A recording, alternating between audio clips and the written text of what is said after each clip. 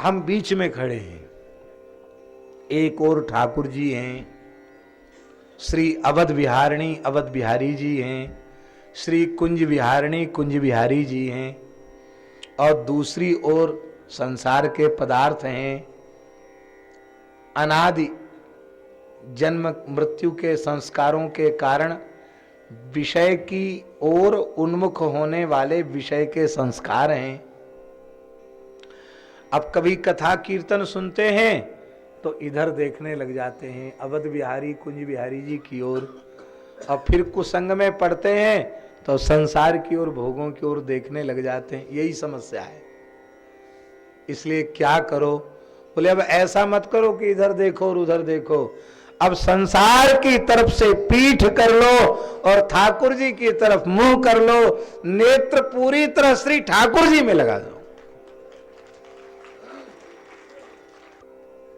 पूज्य श्री ब्रह्मचारी जी पूछ रहे थे कल, पूज्य श्री बिंदेश्वरी प्रसाद जी ब्रह्मचारी जी, ये दोहा कहां का है?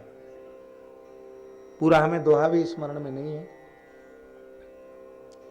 भगवान से 63 बन के रहो, ठाकुर जी से 63। 63 के अंक कैसा होता है? ये 6 और ये 3 आमने सामने। तो ठाकुर जी के सामने 63 बन के रहो, और संसार से 36। 36 कैसे होता? ऐसे संसार से 36 रहो और ठाकुर जी से 63 रहो, है? तो ही काम बनेगा। पूरा दोहा हमको याद नहीं है, कल ब्रह्मचारी जी स्मरण कर रहे थे कहाँ का है किसका है, लेकिन जिसका भी हो है बड़ा सटीक। किशनगढ़ के राजा जो बाद में परम रसिक श्री नागरीदास जी के रूप में प्रसिद्ध हुए, उन्हें जब वैराग्य हुआ और किशनगढ़ के नरेश सब कुछ छोड़ करके वृंदावन की ओर चल पड़े, तो चलते चलते सवेरा हो गया। राजमार्ग पर खड़े थे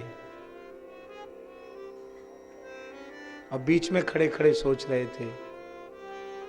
एक बार निश्चय पूर्वक घर छोड़ तो दिया, वृंदावन की ओर चल पड़े, लेकिन वहां के परम विरक्त रसिकों की रहनी से हम रह पाएंगे कि नहीं?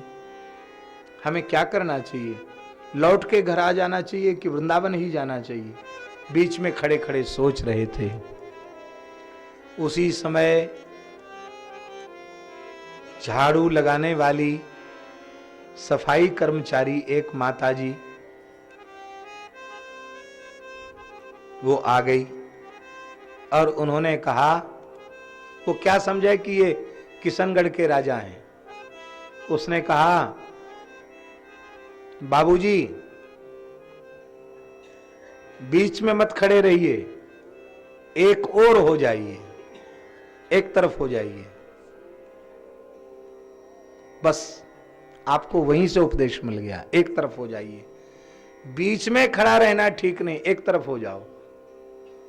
कबीरा मन तो एक है, भावे तहां लगाओ, चाहे हरि का भजन करो, चाहे विषय कमाओ। हमारे इस प्रवचन का आशय आप यह मत लगा लेना कि घर द्वार छोड़ दो। घर द्वार छोड़ना या घर द्वार में रहना यह स्थूल बात है, मोटी बात है। केवल घर द्वार छोड़ने से ही सब कुछ थोड़ी हो जाता। मूल बात है भगवत सन्मुख होने की, क्योंकि जब तक हम भगवान के सन्मुख नहीं होंगे, अब कब तक सन्मुख नहीं होंगे?